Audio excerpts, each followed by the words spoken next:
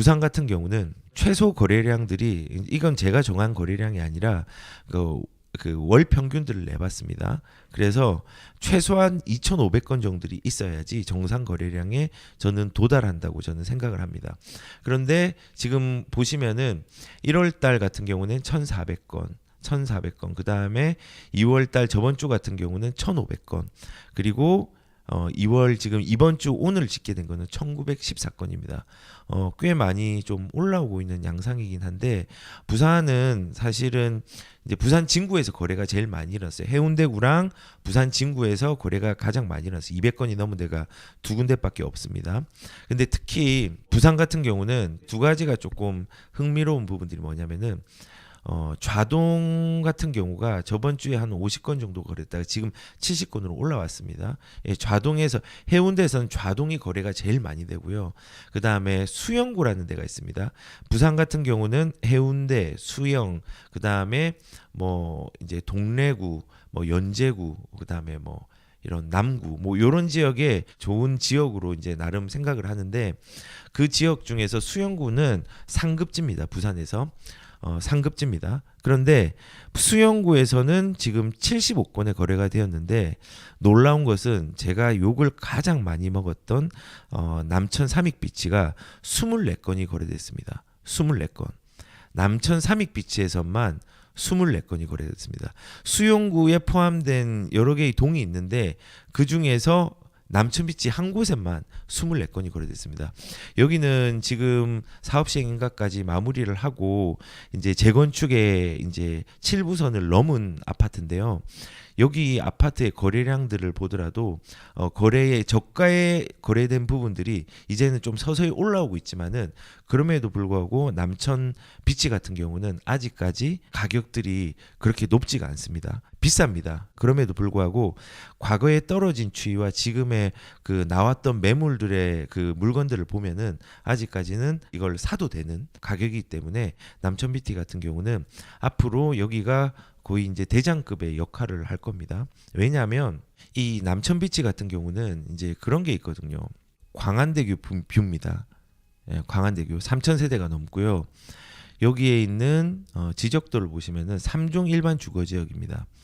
이게 의미한 게 뭐냐면요. 해운대 바닷가 라인은요. 실질적으로 주상복합이라고 하더라도 가격들이 비쌉니다. 근데 해운대에 비싼 아파트들이 있는 데가 상업지역이거든요. 마린시티, 아이파크라든지 두산이브 더 제니스라는 아파트라든지 유명한 아파트들이 많이 있죠. 밀집되어 있는 곳이고요. 그리고 센텀 같은 경우도 이제 가격들이 비싸잖아요. 센텀 같은 경우도 보시면은 여기도 상업지역입니다. 상업지역이잖아요. 이 상업지역이 의미하는 거는 여기에는 일반 아파트를 짓지 못한다는 겁니다. 일반 아파트를 지으면은 감옥 갑니다. 법을 어긴 거군요. 여기도 마찬가지요. 근데 이 동네에 보면은 여기에 가격들이 상당 비싸잖아요. 보시면은 예상외로 많이 비싸죠. 주상복합이라 할지라도.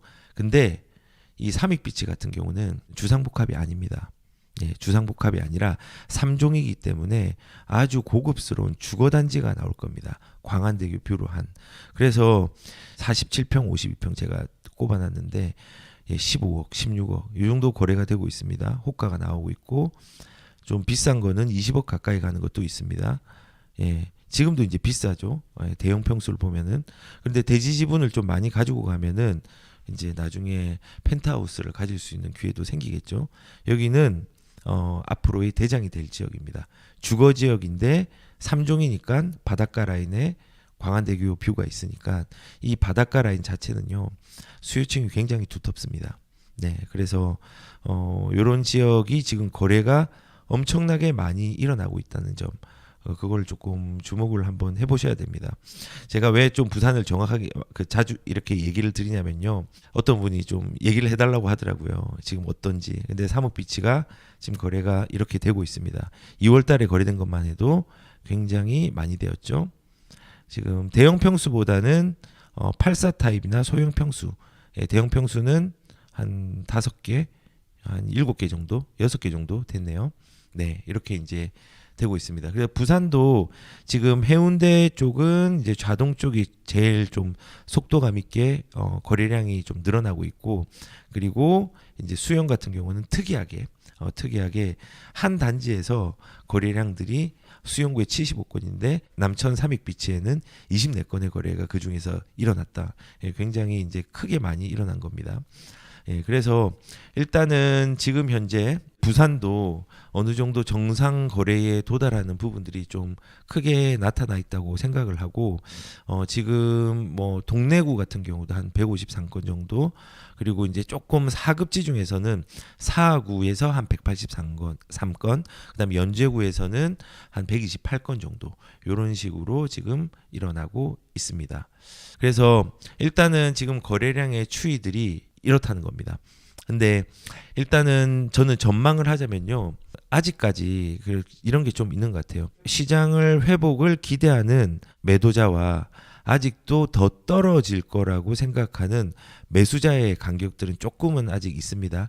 그래서 호가를 너무 크게 올리거나 이런 경우에는 거래는 되지는 않을 겁니다. 그래서 금매들이 좀 빠지면은 행여나 상급지에서 정체되는 구간들은 일시적으로 나올 수 있다고 저는 생각을 하지만은, 그 이후에는 앞으로의 이제 금리의 상황과 여러 가지의 상황들을 보면은 꾸준하게 거래량들은 늘어날 가능성이 크다고 생각합니다. 특히 이제 3월, 4월 같은 경우는 이제 뭐 자주 얘기를 드렸지만 특례 보금자리론에 대한 부분들, 이 부분들을 사용하는 사람들이 생기잖아요. 그래서 그 부분들이 통계에 잡히면은 아마 4월 같은 경우는 저가 아파트 중심으로 가격들이 움직임과 거래량들의 움직임들이 조금은 있을 거라는 생각이 듭니다.